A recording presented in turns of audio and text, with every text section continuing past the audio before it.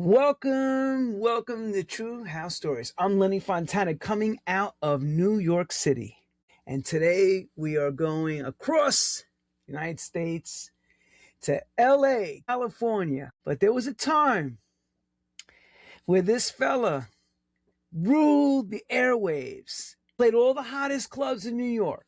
Okay, let's talk about that for a second. At this time, you had hip-hop was just beginning to make its way. Freestyle was the game. Electro was part of it. Funhouse had just finished its reign with Jelly Bean. And then Heartthrobs began. You had 1018s, you had Palladium. You had DJs like Ron Ricardo, Jose Animal Diaz, right? But you had this young guy who was going to do something completely different, and he did. And he did it on the tri-state radio station in one of the greatest places in the world to do it in New York radio. It changed how people saw DJing. He was remixing live. He was known as a turntable wizard with 4 turntables, flawlessly mixing. People thought it was a lie, like he had a tape pre-rolled, and like he was like mixing. He was doing it live. I seen it myself. He'll have 2 records going, put a third one in a cappella, and it was like hip hop almost styling, but it was dance music, and it was flawless. And he was doing it at his club, 4Ds, and he did it 1080s, did it at spots. But then what happened was a radio station started where dance music had gotten quiet in New York. And they brought him on, and he changed everything. He changed Saturday night master mixing to a whole different level, all right? I'm a big fan of his from back in the day. I mean, I was watching, because on one side of the dial, on WBLS in New York, you had Timmy Regisford and Merlin Bob doing their thing. And 98.7 KISS, you had Tony Humphries on Fridays and Saturday nights. And then on Hot 103, right in the middle, WQHT, this new dance station, you used to hear this master mix, Scott Blackwell, you know, that guy with that big voice. And he would just let everybody know, we're live tonight at 4Ds with the mix master himself, the wizard behind the wheels of steel, and 4 turntables doing it. 4. Remember, everyone, this was no phones, right? There was no real sampling yet. There was no technology. There was no AI. Scott Blackwell, who I'm bringing on, I'm excited, was an AI. He was a robot. He was a master mixer. He just was like pulling records out, putting it on, keeping the pitch going. It was crazy. Loving it. So I got to bring him on the show. Here we go. I'd like to introduce Mr. Scott Blackwell. Hey, Lenny, what's going on? Man, thank God we found you. It took me a while to get you on, but I'm so glad and happy you're on today. I am thrilled to have you on. Big fan from back in the day. My pleasure. Scott, before we even get into the story, people in New York and have been asking, what happened to Scott Blackwell? Because you had just went 1 minute and then shoo, gone. Yeah. So basically, I had separated from my wife, not to get too deep here, but you asked. And she moved to California. I wanted to put my marriage back together, so I knew that I needed to set everything down, and so I did and moved to LA. Okay, so we'll leave that right there. I wanna start from the beginning. So as a young kid, Scott Blackwell, when you were young, a teenager, how does music find you, or you found the music? What was that for you? Saturday Night Fever. I saw the movie, started as a dancer, saw the movie a million times, learned every routine in it, and started dancing in dance competitions around the Dallas-Fort Worth area. And then, through doing that, I got familiar with the DJs. I'd go up in the DJ booth every now and then. I'm like, oh, man, this is pretty cool. A friend of mine showed me, this is what you do to cue the record up for the next one, whatever. Then I basically lied my way into my first DJ job at a place called Wedgwood Lounge in Fort Worth. So that place enabled me to mess up all I wanted to, learn everything. And I adapted really, really quick. Then about 2 months after that, the guy that at a place called Spencer's Palace in Fort Worth left. I went and DJ'd there. Then I get a call from this club in Dallas that had just opened up called Papagayo, who had brought a New York DJ in. They asked me to come out. They had just let him go. So I went over there, auditioned for them. By that time, I was pretty good technically. But that place had 3 turntables, so I kind of started developing that scene for me. And then about 3 or 4 months after that, they were building a club in Miami in the Coconut Grove called Faces in the Grove. asked me if I wanted to move to Florida and open that up. And I remember coming home. I was a soccer player after we had, I think we were playing SMU that day. I was a senior in high school and playing for TCU, believe it or not. Oops. And told my mom and dad at 6, 7 o'clock Saturday, I'm moving to Florida tomorrow, packed up my car, moved to Miami. So if it wasn't for John Travolta and Danny, whatever his name was. Danny Terrio. Danny Terrio. Yeah, that's how it started for me. But what year would you say that was around? As 75, whenever the movie came out. 77. So it was around 77 then. Because, you know, I remember when you were playing in those days, you were also playing a lot of disco stuff in the middle of, say, playing a Noel record or playing. So I was always wondering, no one, unless you were around you, we didn't know your background. We just knew this white boy who could play records like really crazy. Yeah. I guess my biggest influence as an early DJ was Howard Metz, who played at in Dallas at first the Old Plantation, and then I forget it was at the Old Plantation. So I would finish at 2 o'clock, 2:30, and then I would go to, they were open till like 5, so I'd go there and listen to him. And he also ran the record pool at the time that Karen Kennedy took over years later. So Howard was a huge influence on me. He would phrase records and do delays and phasing and stuff like that. So he was a big influence on me early. How does New York begin life? Because you mentioned Miami. So how long were you in Miami before you made it up this way, up the East Coast? I was in Miami about 5 years. I left Faces to go to Backstreet. Worked at Backstreet for about, I don't know, maybe a year and a half, 2 years. And then I get a call on a Sunday. So I just got married. I get a call on a Sunday from some guy with a thick Scottish accent saying that he was in there the night before and saw me DJing and was opening a club in New York and would I be interested in moving to New York? Well, by that time I was a Billboard reporter and had made my relationships with all the promoters and stuff. And so I met with him, made him what I thought was an outrageous offer. He said, yeah, no problem. So I moved to New York, opened up Visage, worked the first 3 nights, go in the 4th night, and he fired me. Yep. How about that? Nothing. So he canned me, gave me a little bit of severance. I had a Lynn drum machine in the booth, a couple of PCM 42s, because by that time I was already at Backstreet. I had my 808 in the booth and had already started, mixing. There weren't any samplers out at the time. Had already started working on mixing with drum tracks, for my 808 on top of what I was doing.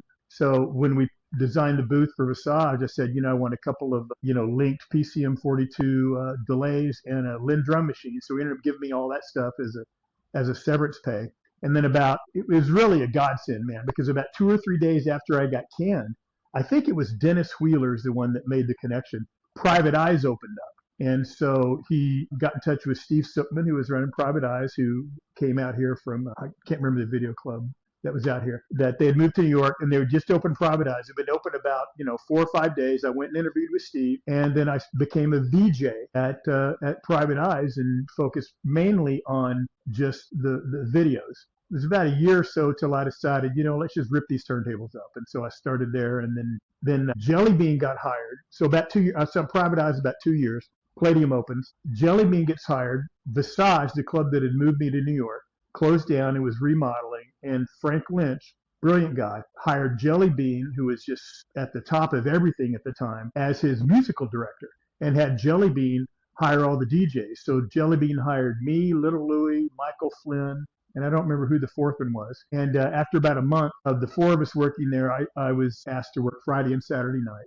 And then the manager of the club, Cornelis Crane, who I had worked with in Florida, he's the one that actually was the linchpin in getting Hot 103 into the situation, because I'd done some mix shows in Florida and Cornelis knew about it. And so he talked to Joel and Mike at the station. They had a meeting and decided, yeah, let's try this live mix format from 4D starting on Saturday nights. And that's how that all started out. But it ended up that the guy that brought me to New York that fired me ended up rehiring me. And it was just a great relationship after that. I never had to worry about promoters or anything or whatever. It was awesome. 4D was a great couple of years. Basically, what was the last thing you heard? The Scottish guy after that, you picked up, you got the music, you got the offer he bought a club in New York. And yeah, he built Visage in New York, fired me on the 4th night. I worked the first 3 nights. He brought Tony, so I show up the 4th night. He brought Leroy Washington in, who absolutely schooled me with that crowd. because he was super commercial, knew how to read a crowd, I guess, better than I did. I mean, like I said, it was the first 3 times I played in New York was Visage opening, and I tried to take a little bit of what, this club was doing and that club was doing and put them together, and it just, evidently didn't work out. But the main thing was the promoters. Who is this freaking kid from Florida, here playing our brand new, $6 million New York nightclub? And he just caved under the pressure of that. So I fired, canned me, then Private Eyes opened, and I think it was Dennis Wheeler that brought me in. Yeah, okay, you got it. Yeah. Leroy Washington, of course, at the time was the resident 54. Yep. So he schools you on the crowd, helps you, and then it just doesn't work. So, of course, Dennis Wheeler, I think at the time was at Columbia, if I remember. Or probably Warner Brothers. I only remember Dennis. Right, Warner Brothers. Yeah. Yeah. So he gets you. So where does Dennis Wheeler now get you into? Okay, so Private Eyes had just opened like a few days after I got canned from Visage. And so Dennis hooked me up with Steve Silkman, who was running Private Eyes. I went over and talked to him, interviewed, and they hired me. And as a VJ, not as a DJ, but as a VJ, because the focus was on the video, which was cool. I mean, I learned how to mix videos and, beat match videos. That was a new thing to me. And then they had 2 turntables that they would play a record, and then we would put our own visuals behind it. But the turntables were stacked on top of each other on rubber bands, right? Everybody knows that played old school knows about the rubber, but they were on top of each other. So I remember the night that I'm like, for whatever reason, I'm like, screw this, I'm going to play records. And Mojo was my assistant there. He was running so that booth took 2 people. You had a 16-track Ramza mixer in front of you, 2 turntables, a 1602, and like 8 video decks, like 3 3/4-inch decks and like 6 half-inch decks. And we had a video matrix in the room where all the monitors, we had an analog patch space. At the beginning of the night, you decide how you want to configure all the monitor banks on the side, and then the two projectors front and behind you. So you had to have an assistant. So Mojo was my assistant. I remember this song was called Bop Till You Drop. I don't remember who made it, but I grabbed a couple of copies of that and I just started ripping it up. That was really the first time since in 2 years I said, like, I'm just going to do what I know how to do as a DJ. And Private Eyes turned out to be a huge success. I mean, that place had every A-list music industry party for a couple of years. Steve did a great job. Robert, rest in peace. Robert Shalom, the owner, had a lot of resources through his father. And that was just a great place. I met everybody and their mother in that place. It couldn't have been a better, honing ground for me to what was going to be 4D and Palladium and that stuff. Which is crazy because that booth, I remember later became Sound Factory Bar, but that booth was up tucked away high.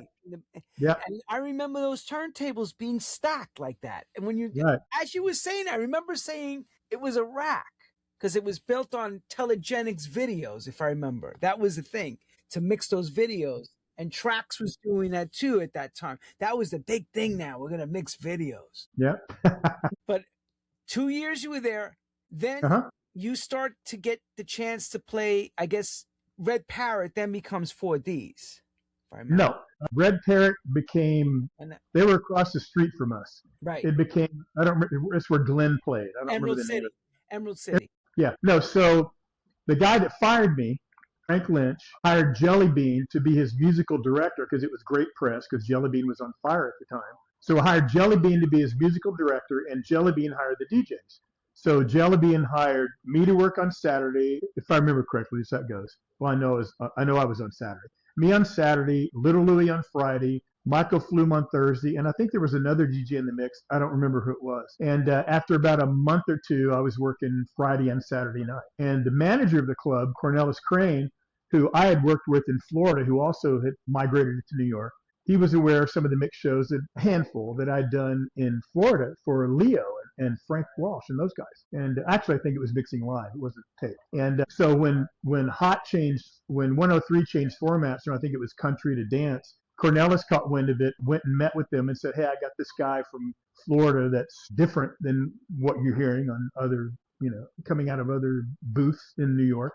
Would you consider doing how about doing us partnering and doing a live mix show from the club? And so that's how that came about. And the thing was, you were mixing, let's say, for example, an electro record to what was going on at the time with Noel, and then playing a disco record this, it was a way different type of, let's put it in a good way, like they would call it CHR radio now. Back then, you were just playing what you felt, I guess, was the right formula.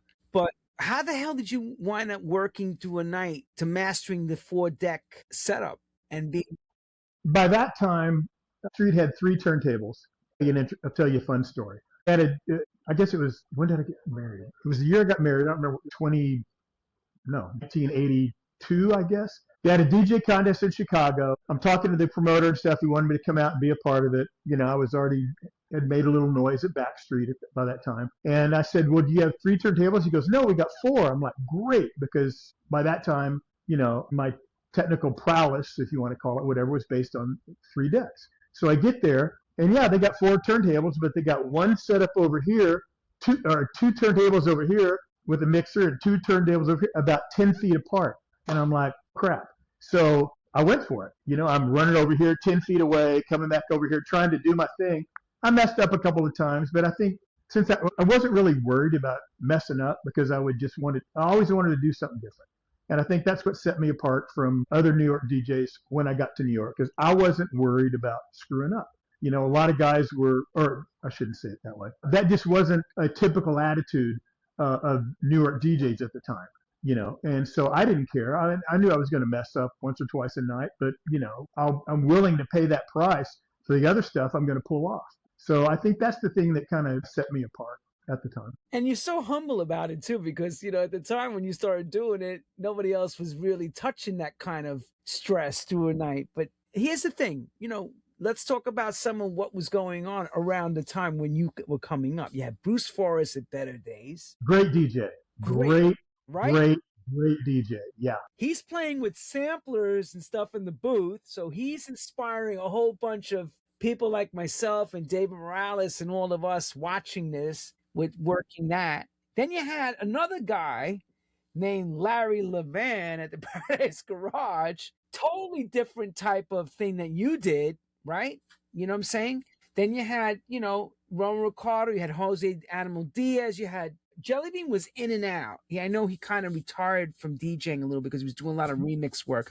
But then you had Louis Vega coming up as well at the time, playing freestyle at Roseland and things like that. So, you come in, it's like find that niche in a room, because Palladium in those rooms held 2,500, 3,000 people on a Saturday night. So how do you find yourself at the time? Do you say, I'm really feeling what he's doing, I'm going to grab it? Or you just said, I'm just going to keep to my own, beat my own drum? Yeah, no, I kind of learned my lesson at Visage by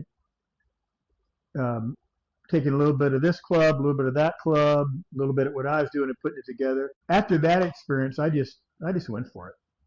Just whatever I thought would work, whatever I thought would be exciting, whatever I thought might be a surprise, whatever I thought might be safe, whatever I thought, maybe the radio station would appreciate it if I played this song because I know they're trying to break it. So it was just Joel Salkowitz was, and Mike Ellis, rest in peace. They were great about, giving me carte blanche on the programming. I don't, Joel may have said something, but I don't remember him ever saying anything to me about the programming from 10 to 2. Go ahead. No, the programming was excellent for the station because it filled that void. Did that turn into, like, a lot of guys like Shep, Pettibone, and them got the chance because of doing this radio thing, got the chance to start remixing? Was that something that was offered to you? Yeah. I mean, I'd already.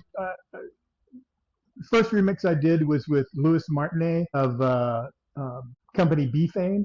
Record. It was a cover version of "Woman" by Barabbas. So I actually had dipped my toe in the studio in Florida a little bit. Had actually purchased a little 8-track setup and had drum machines and did some bootlegs while I was still in Florida prior to moving to New York with a little, Korg KR55B drum machine. 2 decks. I'd mix like a 4-bar thing together, then put that on one tape deck over here, loop it, play that back, mix on top of that, then cut all the stuff together. So I was pretty familiar with that stuff already. And then actually at Private Eyes, I had a Mirage sampler in the booth at Private Eyes. And at 4D, we had an S900 and some octapads, and my light man was a Latin percussionist, right? So we'd load up, and I had I think I had a 727 and a 626 in the booth.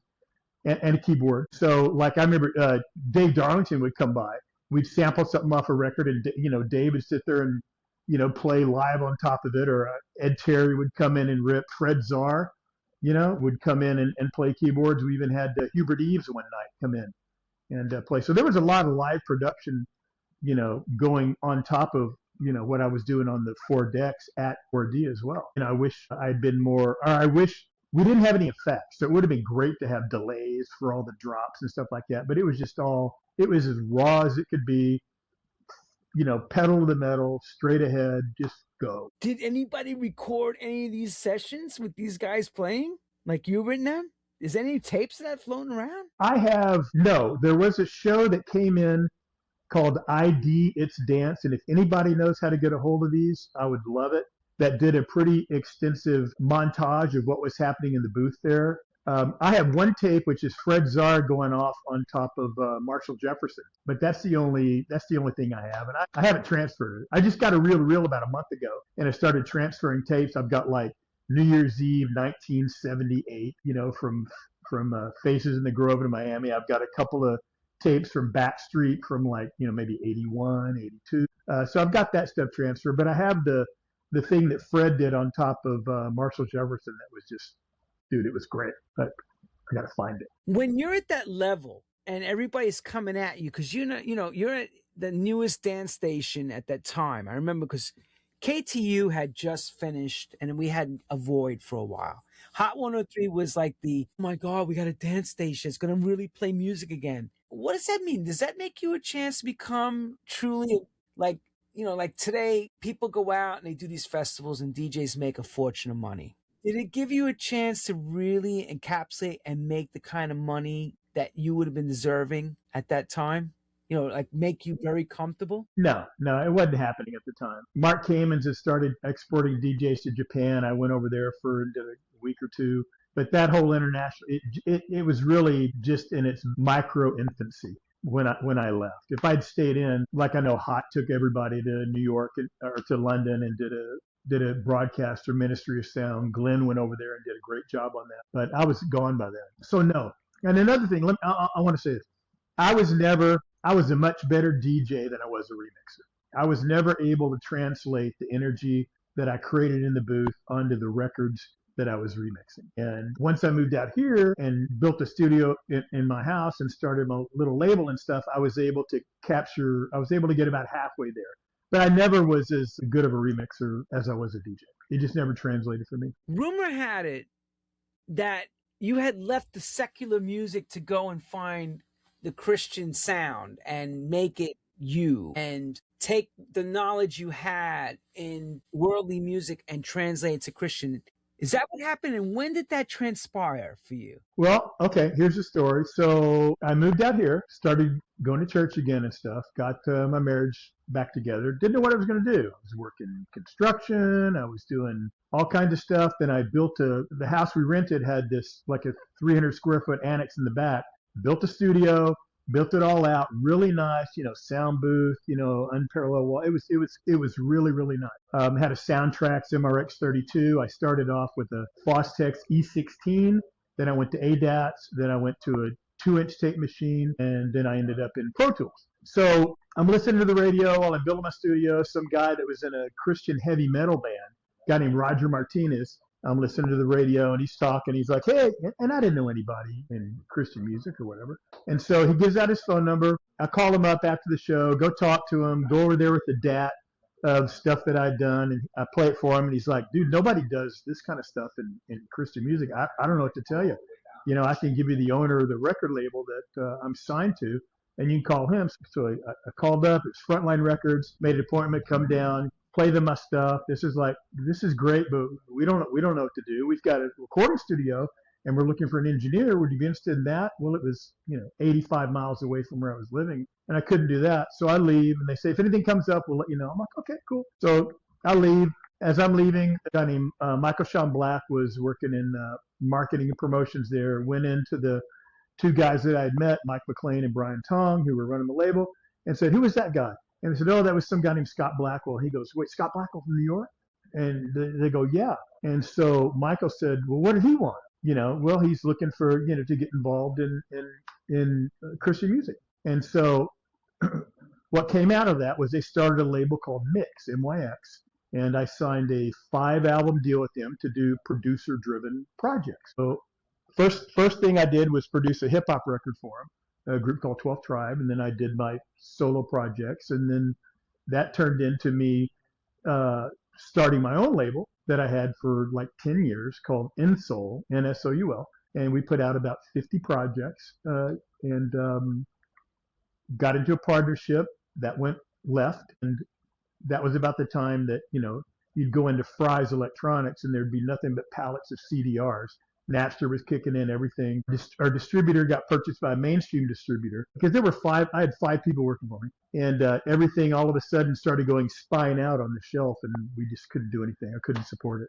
So a friend of mine was doing installation work and had asked me to come in and help him on a project where he couldn't figure out the wiring issues of it. And I'd built and maintained my own studio by this time for like 12, 15 years. And so I got involved in installations, audio and video installations. Learned lighting, learned DMX, and I'm doing that to this day. Does anybody in that world know your past? No, very few. I mean, so you can see behind me, I'm at Astro. Astro is the oldest DJ store in the West Coast. Absolutely iconic out here. I know you guys may not know much about it on the West Coast. You should. So I've been doing installations. I work as an independent contractor. They hire me when they do installations, and I may do everything from designing the system to installing it or just installing it or however it goes, along with my independent projects. So about 6 months ago, I mean, one of the guys here that run Cypher, who's like the GM here, he knew a little bit, but I didn't say a whole lot. But the owner had no idea.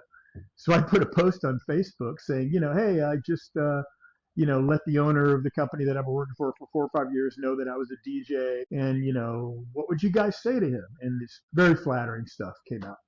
But yeah, I don't. What's the value in boasting about that? No, it's historic, dude. It's very historic. Do you miss it at all? Well, wait. Let me rephrase the question. The question really should be: are you sorry you left it where it was? I'll answer that this way. If I had to do it over again, I probably would have done it a little differently. But I didn't, so I'm not going to get hung up on that. Once I moved out here, I did maybe half a dozen fly dates. I went to New York and did something for Hot. I went to Chicago and did something, And then when I started my label, I was busy doing these, music festivals and stuff on the Christian music industry side. So I get a call from Joey Batts, right? Do you remember Joe? Sure do. Wow. Yeah, so I've heard that name a long time. Wow. So Joey calls me in. It must have been 2002. Hey, a friend of mine's got a restaurant up in the Agorna Hills, and they just got rid of their DJ. They have people come in on Friday and Saturday night. Let's go do it, because he knew I had gear, and wanted to do it with me. So okay, so we go up there, and we roll in on Friday and set up a PA in this little 200-person capacity, including inside and outside patio joint. But I didn't know anything about hip hop, because it was, here it is, West Coast. So Joey was super helpful to me and just, went out of his way to give me a crash course on hip hop, because, I'm going to put a pin in that. I'm unloading my records on 13th Street in the back of the Palladium, and Vito Bruno's there. And so I get my, 3 or 4 crates of records out, and I put them in. And I asked, I don't remember what prompted it, hey, Vito, what do you think the next thing big thing in music is going to be? And he said, oh, dude, white kids are going to love hip hop. I'm like, I completely missed it. Bojo at Private Eyes was all over it like 2 years earlier. So, but I completely missed it till I moved out here. 10, 12 years go by. Joey calls me. I'm DJing. He gives me a crash course. He brings the music. He copies CDs for me. He gets me hooked up at promo only, so I'm getting the stuff. That lasted 12 years. A place called Padre. And I never said anything to anybody. It was small, but I didn't have to worry about promoters. I would go in, 9:30, do my thing. I'm out at 2:00. I'm putting gas in my boat. I'm fishing about 3:30, 4 in the morning, 14 miles out at Anacapa. It was a great season, but that lasted actually 12 years, and that ended in probably 2013 or 14. It got sold, and they did something else. And you only played hip hop? No, well, hip hop was probably a third of it was hip hop. but it was, hip hop, house, pop, 80s, rock. It was a complete open format. I could do anything. If I dropped the salsa stuff at the right time, the place would blow up. Cotton Eye Joe, I'd freaking rip Cotton Eye Joe at the right time, played, 45 seconds of that, and they're all hooting and hollering, bam, then I'm out of it and something else. It was great. It was, it was great. But yeah, but that ended in, what did I say, 2013, 14, 15, I don't really remember. Wow. See, I didn't know. None of us knew that. We didn't even know Yeah. where you were. We just knew. We knew you just we knew. Look, to be honest, there was talk, oh, he went to go live in Utah. That's what we first heard. I understand that. I completely understand that. We heard all kinds of stuff. It's like, what happened to Scott Blackwell? It's like 1 minute, it's like you hand the baton to Glenn Fisher, and you were like, see ya. Yep. And Glenn went on to play for a long time after you left. Long time. He went from Hot 103 to Hot 97 and played on the Saturday Night Dance Party. Yeah. But like I said earlier, if I had it to do over again, I probably would have done things a little differently. I don't know exactly what that would have looked like, but hindsight is 20/20 vision. Also you're in the middle of it. You're not thinking, I need to make a change. You're just going moment to moment, I guess. How did it affect, you mentioned about your marriage. How was it affecting your marriage working in New York and stuff at that time? Well, she moved, we got married in Florida. So she moved up to New York with me, and I got a little sideways personally and was kind of going outside of the marriage and wasn't doing what I needed to do to keep it solid. And so we separated. She moved to California to come live with her sister. I stayed in New York. We were separated about 2 years. So when the whole hot thing, when all that blew up, I was not single. I was separated at the time, and I made some pretty poor life decisions at the time, and am thankful for because I have empathy for people and especially DJs who have gotten themselves in the same situation because I got bogged down in some things and then got out of it. And live to tell the story and have children. Yeah. How old are you? Okay, I have a daughter who is 36 who lives in South Carolina. I was just there last week. She is an engineer at Bosch, and her husband, who they met in college out here, is an engineer at Boeing. So I went out there last week to Boeing. Every 10 years has a family day. So I went out there for that and got to tour the Boeing factory, and he makes tools to see. So I went out there for Boeing family day and helped build a 70-foot French drain in their backyard up against a fence where the dogs were running and it was getting all muddy. And then I have a 15-year-old son, he'll be 16 in August, and he's a freshman in high school. Wow, that's big. That's a big space of time in between. Yeah, they don't have the same mother, so I've kind of thought that. So you were able to find it again, and happiness, and all that good stuff.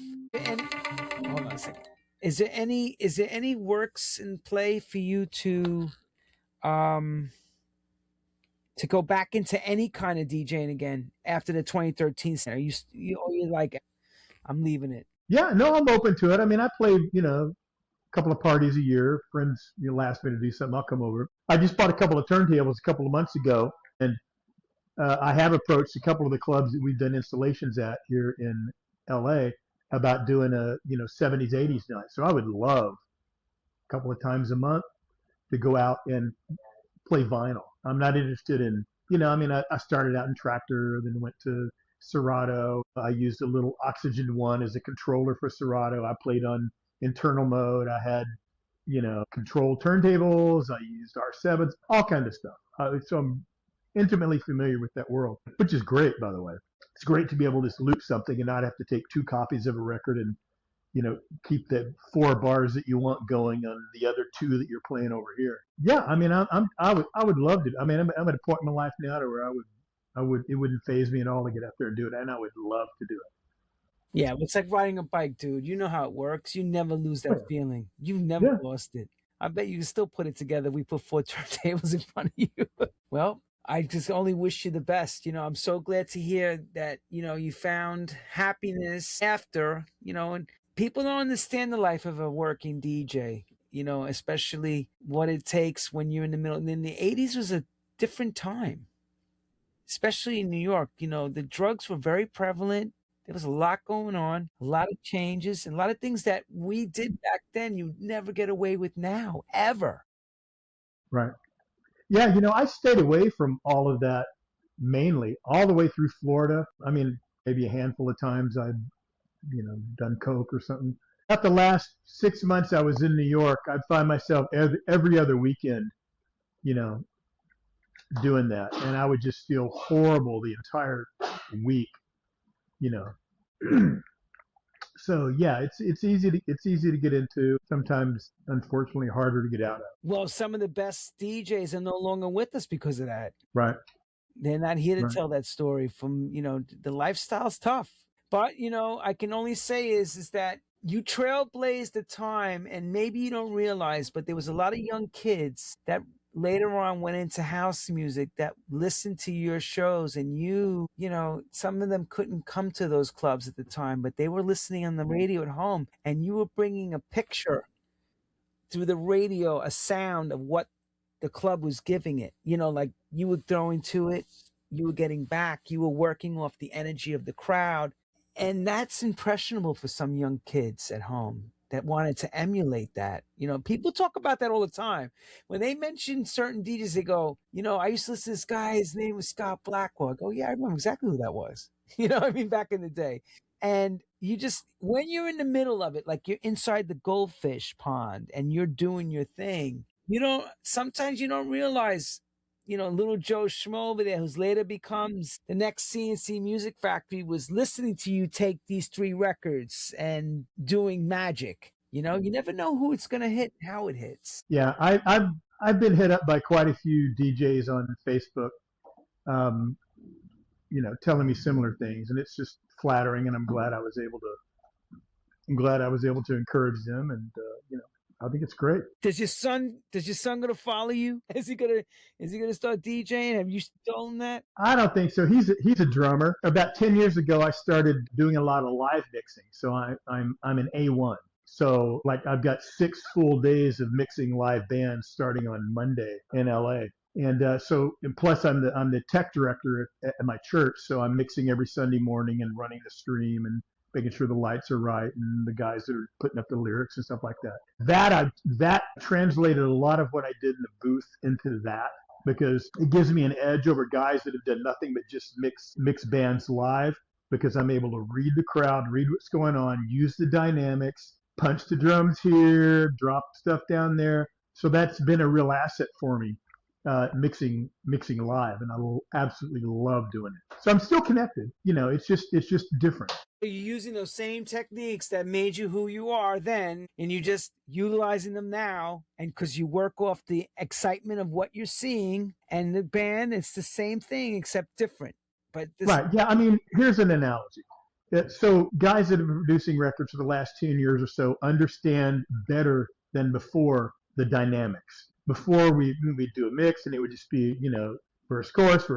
You'd do some kind of cool break, and Roger or the Rascals or whatever would edit up, your 32 or 64 break in the middle, but it was still like energy all the way through it. Now it's a roller coaster ride, and so that dynamic that is come into the productions now, it's what I was trying to duplicate. Well, not duplicate, because what I was creating when I was on 4 decks, because I understood that, bring it down a little bit.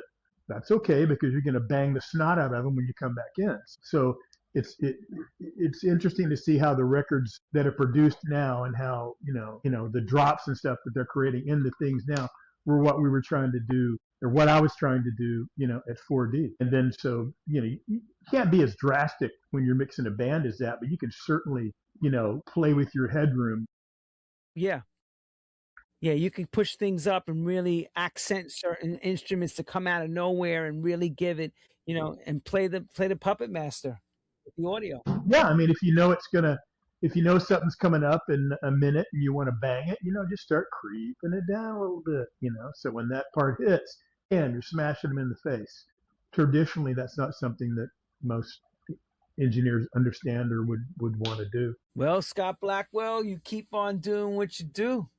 And don't stop. I love it. I think it's great. I'm just so happy you agreed to come on True House Stories because you are a jewel to the game. You definitely are and a Well, true legend. Don't ever forget that you are a legend in New York, in this tri-state area. People don't forget. yeah, You know, you never be forgotten. I'm humbled by that. You'll never be forgotten. To me, dude, you were a trailblazer. I saw it myself, people. I got to see him in action in his time and in his glory. Rocket. Rocket, like people thought it's impossible what he's doing because it was like a computer. It was like without having a computer. Yeah, Eugene told me a funny story when he was Eugene and Trotta at Temptation Chicago. I forget what they named it after that. He was remodeling his club like the first week or two. He's in the basement working on something. I'm doing the live show. He's like, there's no way this is live. This guy's playing a tape, whatever. He called the radio station the next day and talked to Joel. And Dude, because everybody thought that. I swear, we all thought that till we saw it. We were like, this has got to be a tape behind him. This is flawless. It's ridiculous. There's 2 records going on and another 3, 4 records. It's like, what the hell is going on? You have like 4 hands, 6 ears, 8 ears going. It's like, no, you were just like, boom, boom, pick up another record and change. Flawless, people. And the booth at 4D was chaotic, man. It was huge. There were always, 6 to 20 people in there. My light man would cross over in front of me back and forth all the time. We had a great rhythm. He'd pick up my headphone cord, just put it over his head, back and forth. That video I sent you the link to is one of the only recordings I have of 4D. It's like 20 minutes of, where I'm using all 4 decks. Congrats, brother. Keep doing what you're doing. Don't ever stop. Love hearing that you're in engineering and you doing all this audio, video, and like I said, none of us realized that you were still rolling in this game. Just a different part. But yeah, again, and listen, I would love to come back to New York and do a weekend somewhere. If somebody can line up, a Thursday, Friday, Saturday, or Friday, Saturday, I would come out in a heartbeat, dude. come running. And I would want to do it on vinyl.